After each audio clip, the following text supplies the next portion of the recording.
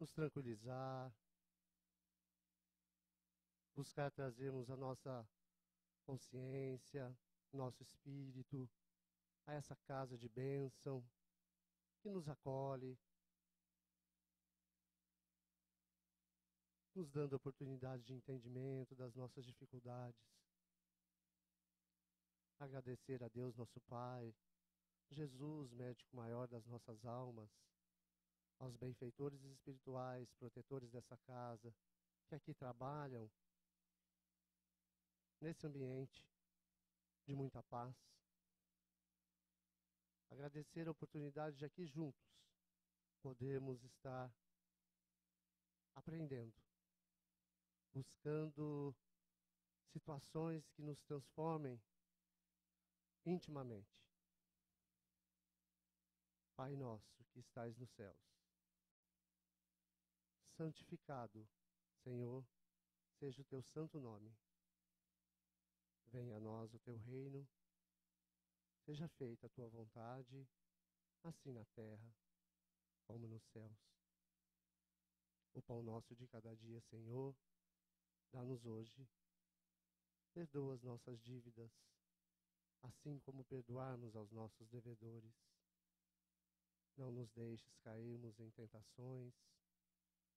Livra-nos e guarda-nos de todo o mal. Que assim seja. Por favor, Angélica. Hoje nós temos aqui, para essa manhã de domingo, a nossa querida Angélica, da cidade de Lavras, do estado Coirmão, aqui de Minas Gerais. Ela é do Centro Espírita Augusto Silva e que vai passar a mensagem para nós da manhã. Seja muito bem-vinda, fique à vontade.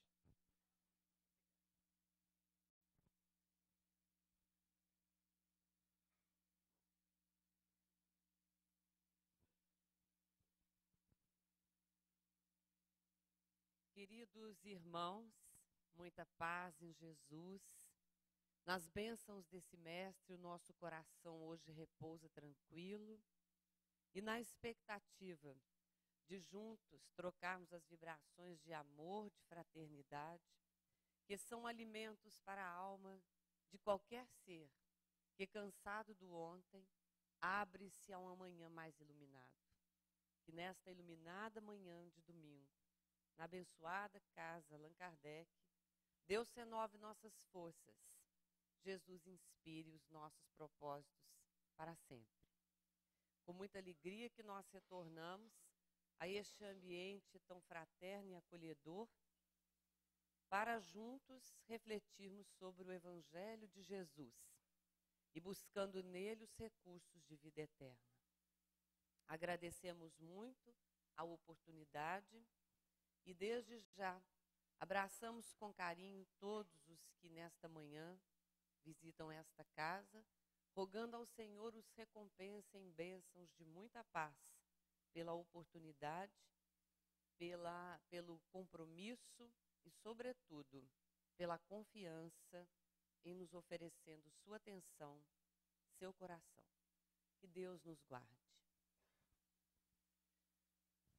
As narrações do Evangelho, elas tocam o coração de qualquer um de nós, especialmente aquelas que aconteceram nos ambientes mais fraternos da Galileia, das cidades antigas, quando Jesus se reunia com os seus discípulos e partilhava as emoções dos acontecimentos diários. Jesus recolhia a inspiração daqueles que seriam os propagadores de seu evangelho e renovava-lhes as forças. E neste especial dia, ele estava disposto a tirar todas as dúvidas dos seus discípulos quanto à tarefa da pregação. Todos já estavam imbuídos de boa vontade e reconheciam ser a tarefa da pregação do evangelho o ministério maior, o ministério essencial de suas vidas desde aquele instante. Eles rogaram a Jesus que ele passasse informações, que lhe detalhasse um pouco mais a respeito de tão delicada tarefa, a pregação do reino do Senhor. Estavam na casa de Simão Pedro, em Cafarnaum, aguardando então os sinais luminosos da tarefa de pregação, quando Felipe então começa um diálogo muito afetuoso com Jesus a lhe indagar.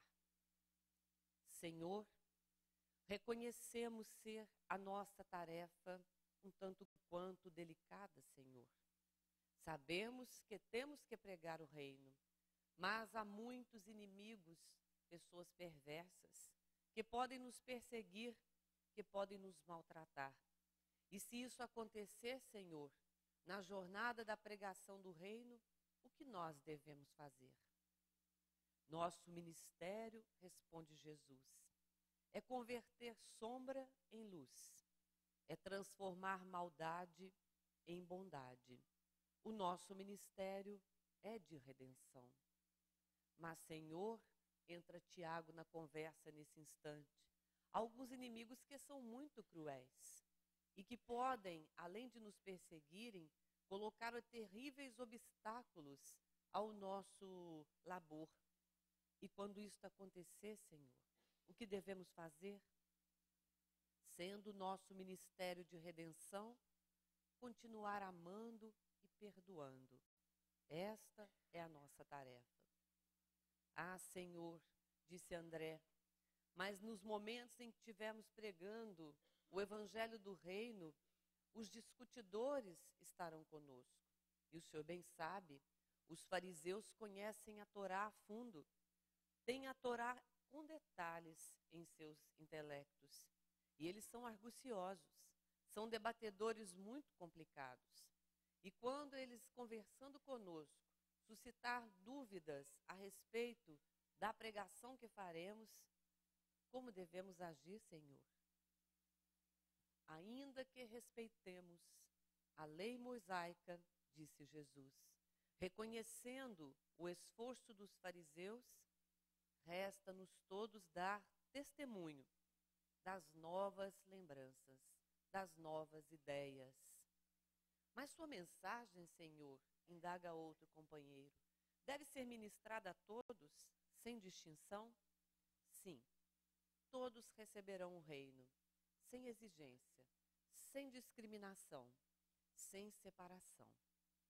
Simão Pedro, aquele coração precavido, aquele homem experiente, muito embora jovem, nesse instante participa do diálogo e diz assim: Senhor, bem sabes da força e da boa vontade que mora dentro de cada um de nós. Mas conheces também, Senhor, o tanto que somos pecadores ainda. E se fraquejarmos, Senhor? E se na pregação do reino tivermos uma queda moral, como é que vamos fazer? Levantar e prosseguir é o remédio, Pedro.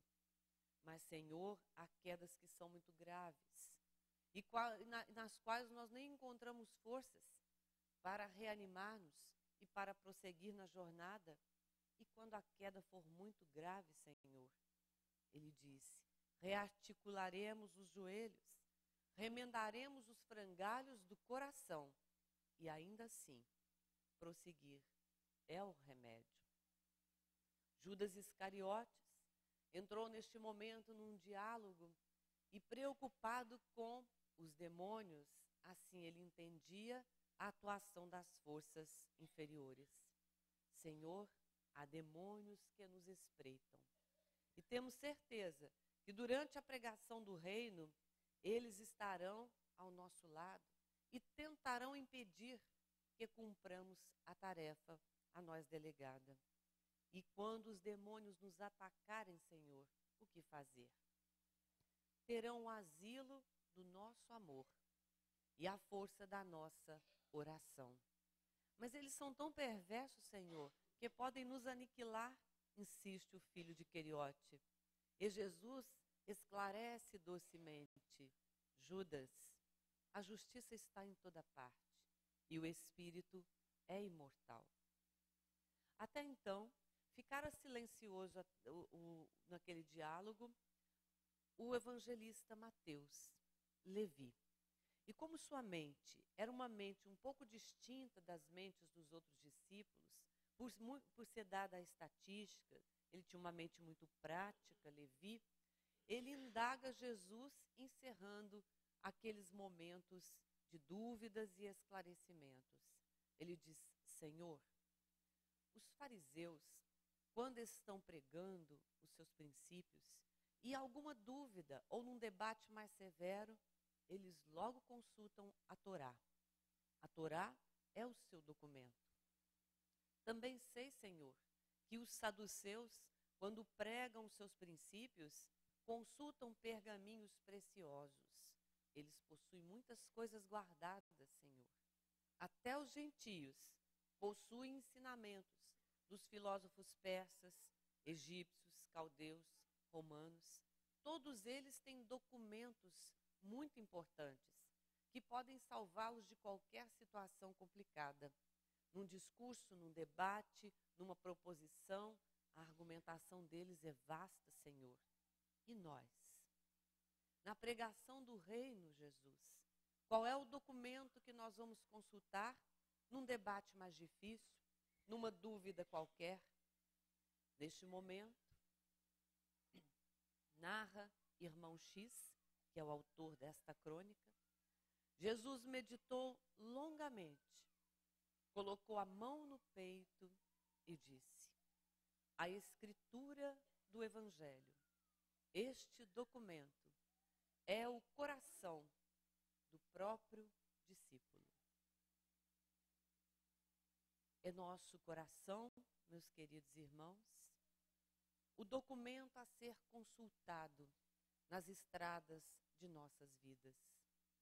Como discípulos nesta era moderna do querido Mestre Jesus, ou como candidatos a discípulos dele, o documento que devemos consultar dia a dia é o coração, porque é nele que estão registradas as orientações seguras do Evangelho. E é a todos nós que foi delegada a tarefa de implantar na terra o reino das bem-aventuranças, o reino da alegria, o reino da paz, o reino da fraternidade. O Evangelho é para nós hoje, meus queridos irmãos, o maior conteúdo religioso, filosófico e orientador da humanidade terrena. Muito embora haja respeito de nossa parte a todas as correntes filosóficas, a todos os movimentos que pregam a libertação do espírito, temos que concluir: ser o Evangelho o maior de todos eles. Por alguns simples motivos. Por exemplo, talvez o Evangelho seja o único movimento de liberação do espírito baseado no esforço próprio. As correntes filosóficas e religiosas do mundo baseiam o percurso humano muito em torno dos grupos sociais, das comunidades, das raças e dos povos. O Evangelho propõe o esforço de cada um de nós como orientação para a nossa transformação espiritual, ao dizer a cada um segundo as suas obras. É o Evangelho doutrina de revolução interior, porque todas as vezes que nós adentramos os princípios do Evangelho e vamos estudando com atenção e afinco, percebendo as suas nuances evolutivas, nós então vamos percebendo que dentro de nós acontece uma modificação bastante considerável, uma modificação interior que beira a uma revolução, porque um psiquismo acomodado a um passado em que nós deveríamos ser satisfeitos, supridos, amados, que nós deveríamos vencer inimigos, atacar adversários, ultrapassar as barreiras para sermos vitoriosos à luz do mundo, o Evangelho, então, trabalha esse nosso interior, tumultua provisoriamente, para que, então, haja entendimento de que o maior deve ser o servidor de todos. Que aquele que quer ser o maior no reino dos céus deve tornar-se na terra o servidor de todos. O Evangelho é a doutrina de revolução interior, portanto, porque viemos de um passado em que gostávamos de ser servidos e agora, desembocando nas águas puras do Evangelho, percebemos que muito mais importante é servir do que ser servido. É doutrina de revolução interior, por quê? Porque sempre quisemos ser grandes, ter destaques, ser notado, ser percebido, ser valorizado, considerado, ter prestígio.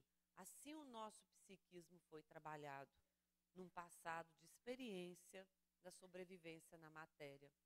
E agora, abraçando os princípios do Evangelho, ele revoluciona o nosso mundo interior e diz: aquele que se exalta será humilhado, e aquele que se humilha será exaltado. E fica tudo diferente. Tudo tumultua dentro de nós. E o Evangelho vai então sendo o orientador das transformações individuais, pessoais. E vai nos ensinando que vitorioso não é quem vence o outro, mas quem vence a si mesmo.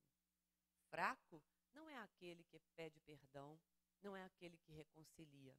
Fraco é aquele que não domina as suas paixões.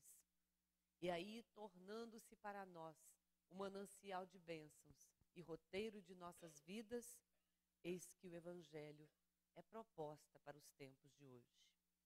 Não encontramos nenhuma outra novidade, entre aspas, que possa corresponder às belezas, às blandícias do Evangelho, que consegue consolar-nos, que consegue transformar-nos interiormente e que consegue, sobretudo, estimular o nosso pensamento para que ele alce voos, rompendo com os condicionamentos antigos e compreendendo a nova história do ser humano na Terra.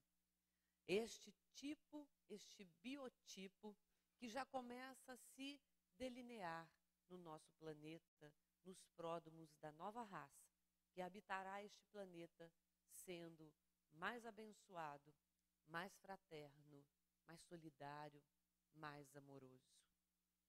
Aquele que ouve as minhas palavras, disse Jesus, e as pratica, as aplica, é semelhante ao homem prudente que edificou a sua casa sobre a rocha.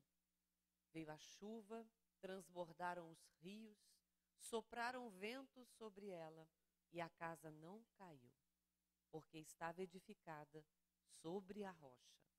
Mas aquele homem que ouve as minhas palavras e não as considera, não as pratica, não as coloca em prática, este é semelhante àquele homem que edificou a sua casa sobre a areia.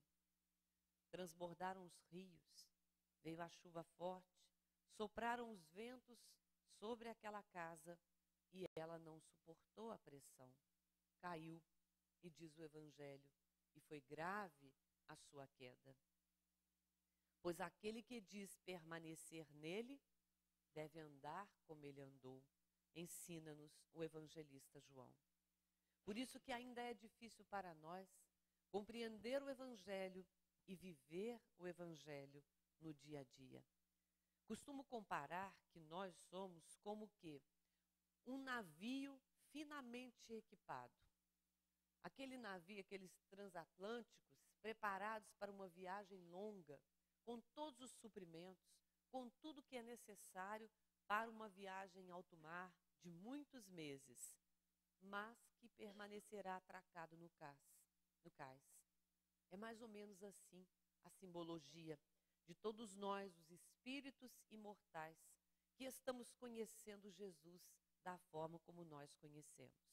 Somos um navio rica e finamente equipado que gosta de viver amarrado no cais, porque tem medo de viagens perigosas, porque não quer arriscar-se e vencer os oceanos das vidas humanas, das transformações internas, desta busca que é o anseio de todos nós, a busca de autossuperação.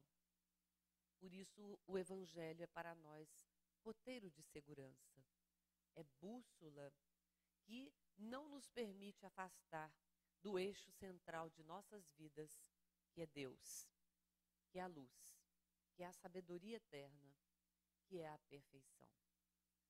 Certa vez, estando Jesus num colóquio com os seus discípulos, talvez reforçando alguns ensinamentos, magnetizando um pequeno grupo, estava no meio deles alguns fariseus, alguns saduceus, que sempre aguardavam que em algum momento Jesus pudesse dar uma rateada e pudesse dar algum espaço para que eles entrassem contundentemente, invadindo os diálogos e tentando fazer com que Jesus estivesse contraditório, estivesse dúbio em algum momento.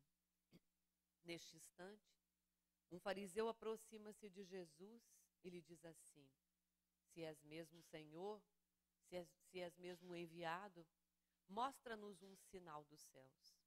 Dá-nos um sinal.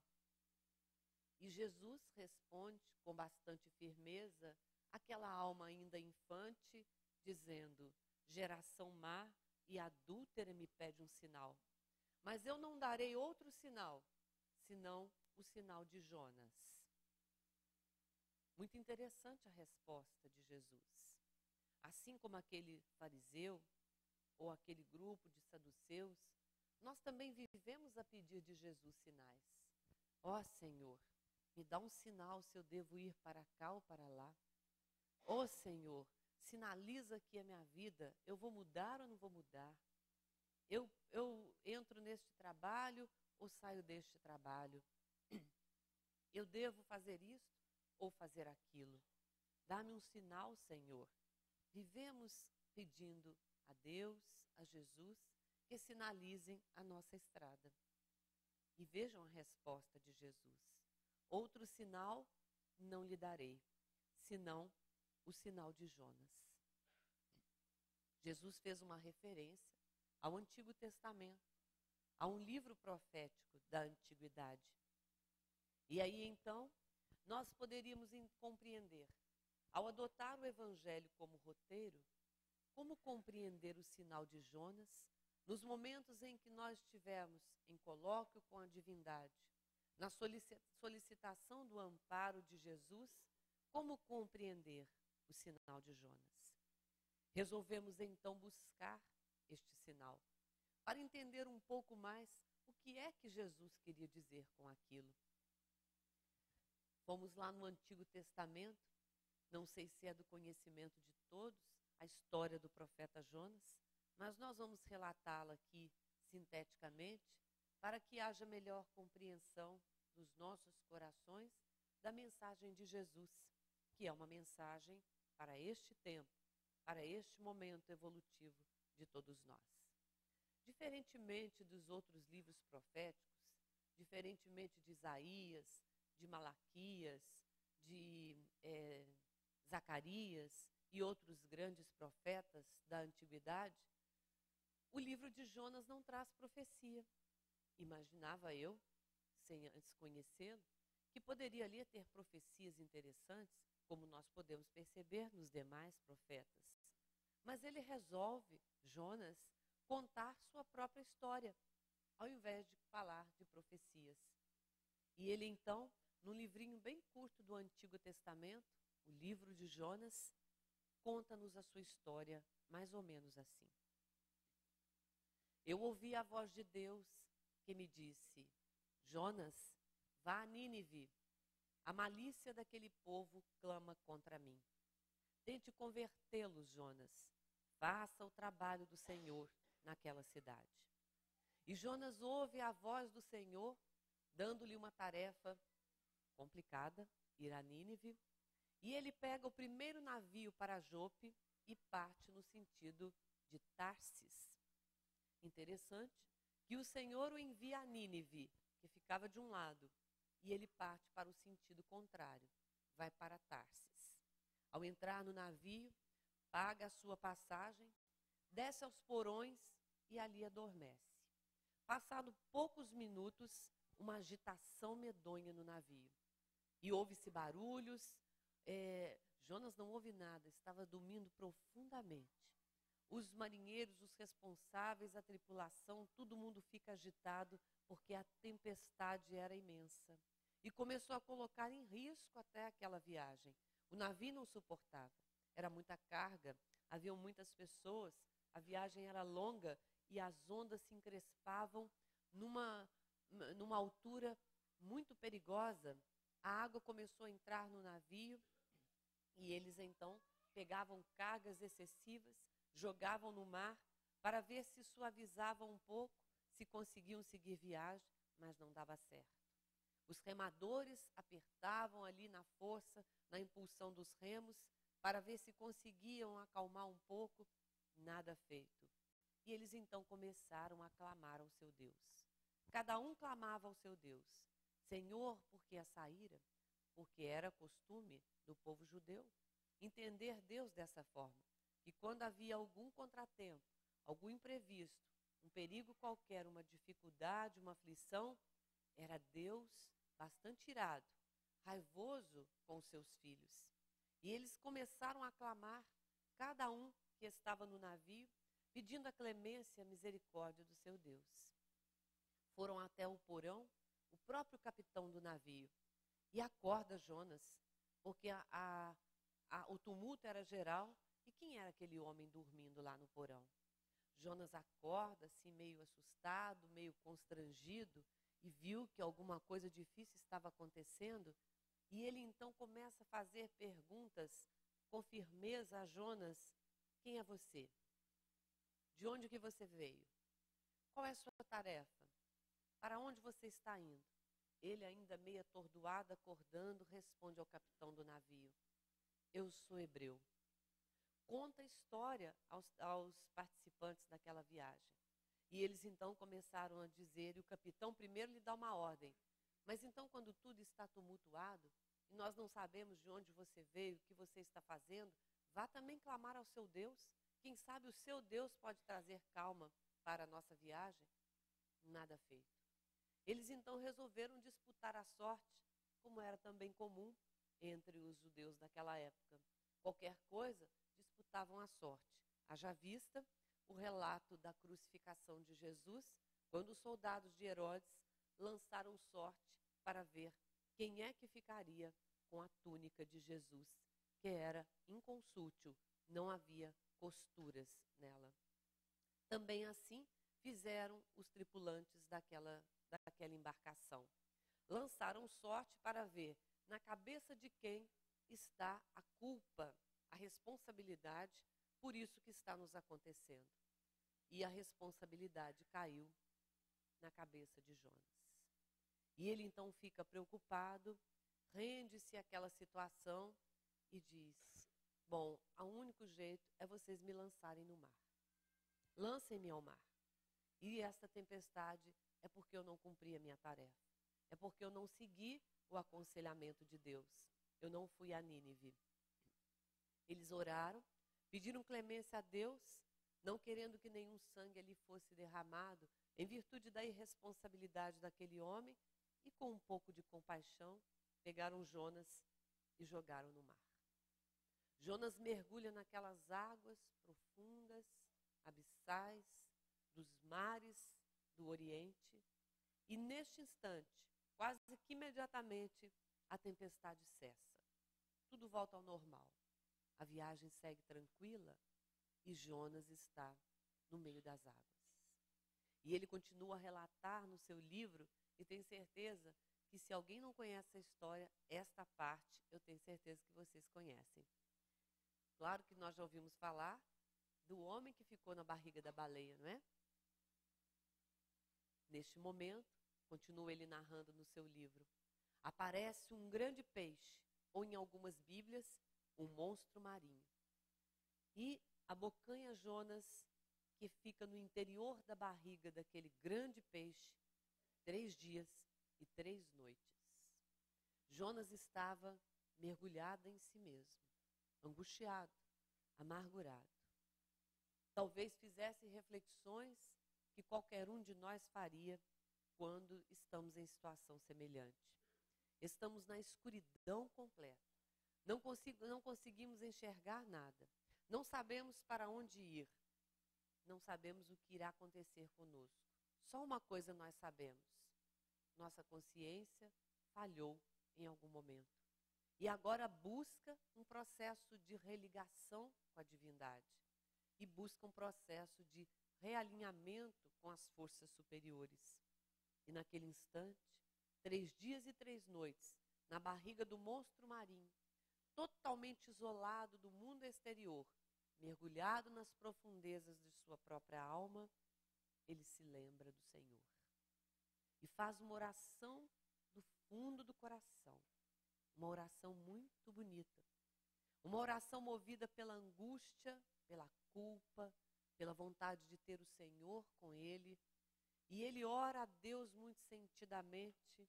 E num dos seus trechos, ele diz: Senhor, no meio da minha angústia, no seio do meu ser, eu lembro-me, volto-me ao Senhor, lembro-me do Santo Sepulcro. E começa a tecer lindas palavras saídas do seu coração. Jonas, neste instante, refaz a sua ligação com a divindade. E assim que ele se predispõe ao cumprimento da tarefa, no plano da oração, do sentimento sincero, eis que o monstro marinho o vomita para a praia e ele se vê em terra firme. Ele sai daquela situação das águas, da barriga do grande peixe, e ali na areia ele então decide: vou a Nínive, porque a voz do Senhor falava novamente dentro do seu ser. E ele parte para a cidade, disposto a cumprir a sua tarefa. E ele então vai lembrando as palavras do Senhor. Jonas, a população de Nínive, a malícia dela clama contra mim. Vá, Jonas, converta-os e diga a eles que minha ira irá descer sobre a população. Haverá castigos e penitências pelo fato desta população conspirar contra os meus princípios. Mais ou menos assim estamos nós interpretando as palavras ouvidas pela consciência de Jonas. Quando ele entra na cidade, ele fica assim, preocupado, porque havia muita malícia, havia muita ambição, muita usúria, muita licenciosidade. Era uma população nada espiritualizada. Mas ele começa a cumprir a tarefa. E ele começa a falar de Deus. E começa a dizer: olha, se vocês não se modificarem, não se arrependerem desse comportamento, não se converterem, Deus enviará castigos. Vocês morrerão. Perecerão aqui todos os habitantes desse lugar. E o povo foi acreditando. Por incrível que pareça, as pessoas foram se convertendo. As pessoas foram abandonando os comportamentos mais tumultuados, os comportamentos que comprometiam a conduta geral do povo. E em 3 dias, Jonas já havia convertido boa parte da população. E ele permanece firme, continua, passam-se 15, 20, 40 dias, Jonas já tinha convertido quase toda a cidade de Nínive, até que ele consegue converter o rei de Nínive. Quando o rei de Nínive ouve a profecia de Jonas, aí está a sua profecia maior: convertei-vos, transformai-vos, senão Deus enviará ira e castigo para essa população. O rei imediatamente tira aquele seu manto suntuoso, abandona suas vestes todas vaidosas, suntuosas, veste uma roupa de saco, sai pela rua e convida o povo a jejuar. E proíbe que se mate animais, proíbe que haja algazarras, festas, comilanças, bebedeiras, e diz: temos que orar, temer ao Senhor e em penitências voltarmos ao Senhor. Se o rei de Nínive se converte, Nínive inteirinha estava convertida já. E Jonas agora guardava a ira do Senhor. Todos estavam convertidos, todos estavam transformados, e o Senhor resolve desistir da ideia. E quando Jonas fica sabendo que agora Deus não mais enviaria castigo para aquela cidade, ele fica bravo. E veja só, dialoga com Deus nesse ritmo. Ah, mas o Senhor muda de ideia, né? Disse que ia mandar castigo para o povo e agora desistiu, não vai mandar mais. Jonas resolve, bastante irado, afastar-se um pouco, vai para uma pequena colina ao lado de Nínive e ali, debaixo de um sol medonho, de um sol escaldante que matava a sua pele, ele fica ali a meditar e a blasfemar contra o Senhor, que desistira do castigo à população. Neste momento, Deus faz com que nasça, ao lado de Jonas, uma aboboreira, um arbusto que vai crescendo velozmente, impulsionado por uma força desconhecida, e cria uma folha imensa que faz o papel de um guarda-sol que tampa a fronte de Jonas, protegendo a sua pele daquele sol muito forte, e ele sente-se em paz. Ele se sente protegido e ele agradece àquela aboboreira, o amparo, a proteção da sua sombra. Passado alguns minutos, passado algumas horas, Deus faz com que um bichinho, essas larvas que comem as lavouras, que devoram folhas verdes, que gostam da vegetação, este pequeno bichinho vai subindo pela aboboreira, vai secando-lhe o caule, vai acabando com suas folhas e de repente ela está murchinha e perece como que num passe de mágica. E Jonas então tem compaixão e fala: Senhor, mas o que é isto? A aboboreira que nasceu agora, que está cumprindo seu trabalho, sua função, e agora ela perece por conta de um bichinho devorador. Aí neste momento ele ouve a voz do Senhor que lhe diz: Jonas, tiveste compaixão de uma aboboreira que nasce de manhã e que à noite perece, e não tiveste misericórdia e compaixão de 120.000 habitantes de Nínive, que não sabem fazer distinção entre a mão direita e a mão esquerda, quer dizer, não tem discernimento algum? Jonas, não tem compaixão dos irmãos? E assim ele encerra o seu livro. Este é o livro de Jonas, pequenino, que eu disse em síntese para vocês, no Antigo Testamento. Voltemos ao diálogo de Jesus com os fariseus e saduceus. Senhor, mostra-nos um sinal nos céus. Dá-nos prodígios, Senhor. Dá-nos sinais de sua tarefa, seu messianato, já que és um enviado. E Jesus responde: geração má e adúltera, não vos darei sinal algum, senão o sinal de Jonas. Meus queridos irmãos, vamos aqui fazer uma digressão a respeito do livro de Jonas para entender que nós aprendemos assim, né, no estudo do Evangelho, devendo nos colocar no lugar dos personagens que dialogam com Jesus.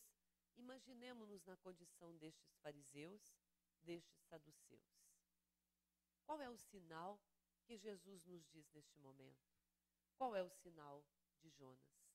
Tentemos então fazer uma ligeira interpretação da mensagem de Jonas, a fim de que compreendamos a nossa tarefa dentro do Evangelho nos tempos de hoje. Comecemos pela palavra Jonas. Jonas vem do hebreu Iona, que significa pomba das asas aparadas. Aí nós já vamos encontrando identificação, não é mesmo? Será que nós não somos bem este tipo? Somos seres alados, somos seres espirituais com capacidade de grandes voos na eternidade, mas mantemos as asas aparadas, porque preferimos andar rasteiro pela vida humana. Temos a síndrome de Jonas.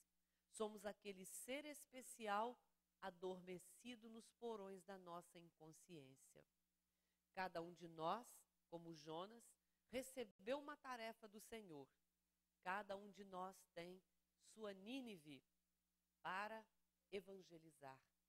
E às vezes é melhor a gente ir para Tarsis, porque vejam bem, o que era Nínive? Nínive era a capital do Império dos Assírios naquela época e era considerada uma cidade odiada e temida, porque lá era um covil de ladrões. Os moradores de Nínive atacavam a região, saqueavam os bens, levavam e iam viver na fartura, com os bens alheios. Viviam a beber, a folgar-se em festas, era uma população devassa e nada voltada para as questões espirituais. Lá moravam muitos criminosos, muitos larápios, muita gente má. Contrariamente, Tarsis ficava à beira-mar, no sul da Espanha, uma cidade maravilhosa. Quando um judeu dizia que ia para Tarsis, é como se nós estivéssemos dizendo que vamos preparar as malas, afivelar nossa bagagem e partir para um país estrangeiro e viver de férias, e estar em férias e em repouso, em tranquilidade. Todos nós, como Jonas, recebemos uma tarefa do Senhor e às vezes preferimos, ao invés de cumpri-la, ir para Tarsis, buscar as situações mais confortáveis, as situações mais fáceis, de menor esforço. Quantas vezes na nossa existência entendemos que Deus nos solicita vivenciar uma situação problema e nós, como num processo de fuga, abandonamos a tarefa e vamos repousar em Tarsis. E aí, quando fazemos isto, as coisas complicam.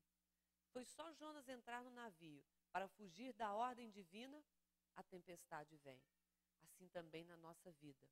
Se somos espíritos comprometidos na execução de alguma tarefa, de algum mistério neste planeta, e desse mistério nos ausentamos, complicações chegarão às nossas portas. Quantas aflições são criadas pela nossa imprevidência? Ensina-nos o Evangelho segundo o Espiritismo. Quantas aflições são causadas pela nossa incúria, pela nossa negligência, pela nossa leviandade? É porque preferimos ir para Tarsis. E Nínive aguarda o nosso processo evangelizador, o nosso processo de transformação pessoal e coletivo, onde Deus nos colocou para a implantação do reino dele neste planeta. E é interessante que quando ele entra no navio, e isso acontece também conosco, quando nós nos ausentamos de um compromisso, de uma tarefa, de algo que é importante realizar e que depende só de nós, há uma tendência em a gente ficar mergulhado e dormir, assim como Jonas fez. Ele sai de cena, vai para os porões do navio, quer dizer, nós saímos do cenário principal das nossas vidas, vamos para os porões da nossa inconsciência e nos ausentamos. Se há aflição, se a falta da minha tarefa está comprometendo outros, eu não quero saber. Eu fico aqui levando a minha vida. Vou levando aqui minha vida assim na galega, numa boa, e ficamos como que adormecidos. E enquanto o capitão do navio não vier nos acordar, não chegar-nos ali a responsabilidade, a gente não acorda. E é interessante, quem foi acordar Jonas nos porões? O capitão. Capitão vem da palavra capto, captu, que significa cabeça. O que é que faz então nós retornarmos à nossa tarefa quando nos ausentamos dela, estamos adormecidos e quando a nossa ausência, a nossa negligência já causa aflição e tumulto na vida das pessoas?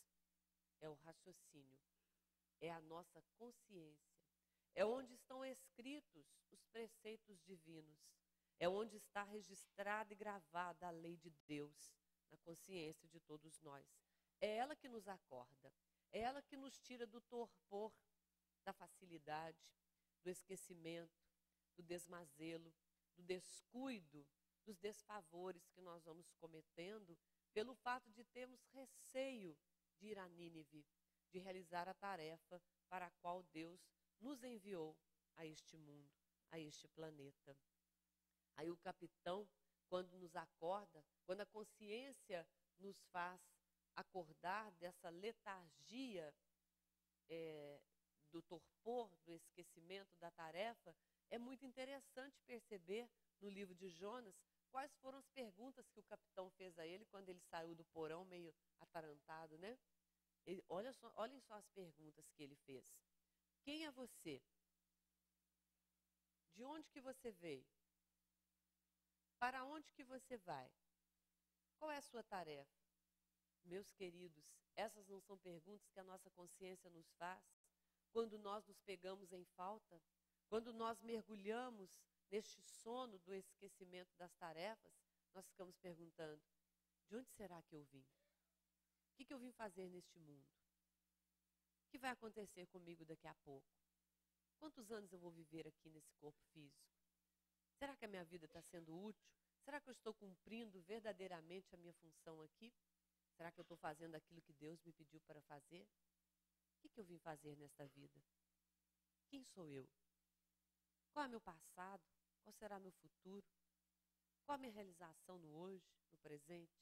São perguntas que buscam a nossa identidade de espíritos, de centelhas do Senhor, que estamos viajando no universo há milênios e que temos todos uma tarefa a realizar como co-criadores do Senhor na implantação de um reino diferenciado aqui neste mundo, para esta humanidade na qual nós fomos inseridos e da qual nós extraímos as bênçãos que ornamentam o nosso viver.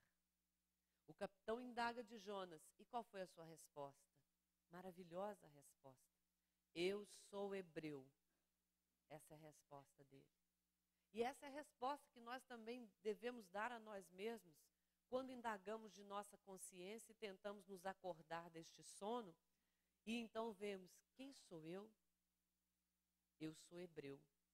Hebreu significa peregrino, alguém que está em viagem, alguém que está em trânsito. É o que todos nós somos. Somos hebreus. Somos peregrinos nesta terra. Estamos aqui em trânsito, em transição. Isto é para aprender que a terra, ela não é ponto de chegada, é ponto de partida. Porque somos peregrinos. E aí, então, quando nós avaliamos a nossa situação na vida e chegamos a esta conclusão de que há uma tarefa que devemos realizar e que nós somos peregrinos, hebreus, só há uma solução. Nós temos que mergulhar nas profundezas de nossa alma. Aí eles pegam Jonas, as situações da vida, as pessoas que nós complicamos, apartam-se de nós. Porque nós não estamos em serviço, nós não somos pessoas produtivas, úteis, nós só estamos causando mal-estar na vida. Então, pegam-nos, atiram-nos às profundezas das águas, que correspondem simbolicamente à intimidade de cada um de nós, às profundidades de nossa alma, no plano, das vezes, até da nossa inconsciência. E é ali, 3 dias e 3 noites, como a simbolizar um tempo sem fim, um tempo que não há começo, não há meio, não há conclusão, porque é o tempo de cada um encontrar Deus em si e partir para a sua tarefa. E ali, isolado do mundo, na escuridão daquela barriga marinha, Jonas perdeu todos os mapas, todos os roteiros da vida. Mas que coisa maravilhosa, Jonas não perdeu a bússola. Ali ele diz: Senhor, Deus, meu Senhor. E é isso que nos acontece também, queridos irmãos. Nós podemos perder os mapas da nossa vida, fazer atalhos constantemente nas nossas tarefas existenciais, mas jamais perderemos a bússola, a filiação divina. Somos seres lucigênicos, porque viemos da luz, e a luz é nossa bússola. Deus é a bússola das nossas vidas. E nos momentos de angústia profunda, de mergulho na nossa consciência, de avaliação dos nossos propósitos de vida e na consideração suprema de que somos peregrinos e que viemos à Terra para realizar uma importante tarefa, perdido tudo, Deus se acende em nós. A luz do Senhor fala alto dentro de todos nós. E nós invocamos essa força sublime, a regência do universo, a força do amor e da luz, e dizemos também como Jonas: Senhor, na angústia de minhas dores, de minhas aflições, de meus padecimentos, lembrei-me do seu santo nome. Estou diante do santo sepulcro. E oramos. E aí rasgamos a alma. Aí abrimos-nos para o Senhor. E Ele então vomita-nos para uma areia firme. Nos faz simbolicamente retornar ao nosso campo de boa luta, de saudável e redentora luta, porque é a luta que resgatará a nossa consciência para toda a eternidade. E aí afasta-se o medo de nós. Não temos mais medo algum. Vamos a Nínive. Jonas levantou decidido, saiu da barriga do monstro marinho, viu-se em terra firme, a experiência de Deus estava grande dentro dele, partiu para Nínive e cumpriu a sua tarefa. Geração má e adúltera, nenhum sinal lhes darei, senão o sinal de Jonas. Jesus fala conosco novamente hoje. Jesus convoca-nos a uma tarefa maior. Jesus pede-nos novamente a lembrança, o sinal de Jonas. Este arquétipo de Jonas que está dentro de cada um de nós. A pomba das asas aparadas. Aquele ser que deseja, que sabe que deve fazer melhor, mas não consegue voar. Aquele ser que sabe que Deus o colocou num contexto um tanto quanto delicado da vida, do qual ele não pode fugir. Mas às vezes foge, porque quer tranquilidade, porque quer uma vida mais facilitada, porque quer fazer tudo pelo menor esforço. Não quer agir com mais consistência, não quer sofrer, não quer desgastar-se, não é adepto ainda dos sacrifícios e pequenas renúncias, que todos nós já deveríamos estar habituados a realizar, em nome daquele que sustenta as nossas vidas, que aqui nos colocou, que sustenta os nossos dias e que nos orienta na caminhada. Se Jesus pede-nos hoje compromissos maiores, é porque todos nós temos que abandonar o medo do serviço complicado, o medo de transformarmos diante da própria consciência, o medo de enfrentar situações difíceis, de correr riscos em nome de algo maior, em nome de uma causa que nos habilitará ao Senhor. Porque no colégio apostólico de Jesus cabe todos nós. Na escola apostólica cabe cada energia, cada vibração aqui presente, cada coração que construiu a sua história até hoje. É assim, é nas bênçãos do Senhor, é inspirado por Jesus que nós vamos seguindo e vamos dizendo: Senhor, nós também queremos ser seus discípulos. Não sabemos se estamos preparados ainda, acreditamos que não, a sorver o cálice das dores. Mas queremos já, Senhor, adentrar os umbrais daquelas luzes que vêm clareando as estradas de todos os seres cansados, tristes, ansiosos, angustiados. Queremos, Senhor, ser fiéis colaboradores da sua seara.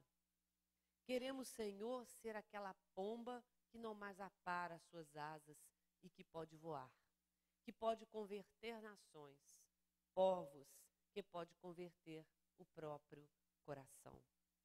Se Jesus disse aos discípulos que no reconhecimento da tarefa de pregação, de testemunho do Evangelho, poderiam encontrar-se com debatedores complicados, com inimigos, com os demônios, com tudo que pudesse tirar-nos da situação de harmonia e equilíbrio. Se a eles todos, e a nós também diz, que a escritura do Evangelho é nosso próprio coração, cuidemos desse livro sagrado. Depositemos neste livro sagrado o melhor de nós mesmos. Registremos nele as lições iluminadas do bem, do amor, mas do maior bem que nós podemos fazer neste mundo, que é o bem de cumprir a nossa tarefa. Porque se estivermos alinhados com a consciência divina, no cumprimento de nossa tarefa, tudo mais é extensão de nós mesmos. Pelos raios da abrangência de nossa vibração, e pelo encontro com a nossa consciência, nós mudaremos o mundo. Nós seremos hoje aqueles fiéis discípulos do Senhor, que ao verem-se na iminência de ir para Nínive, não sentem mais saudades de Tarsis, porque não têm medo de seguir Jesus e porque o seu coração já pede isso, unicamente o serviço com o Senhor. Que a paz do Mestre Jesus, meus queridos irmãos, permaneçam nesta casa, na união fraternal de todos aqui presentes, na tarefa pessoal, na tarefa que cada um de nós escolheu e recebeu do Senhor para realizar neste percurso breve, rápido, mas essencial nas modificações de nossos caminhos. Graças rendemos ao Senhor por esta manhã tão proveitosa, em que muito recebemos dos olhares atenciosos, dos corações amorosos. Deus lhes recompense, Deus a todos nós guarde com muito zelo, com muita atenção, na paz sempre.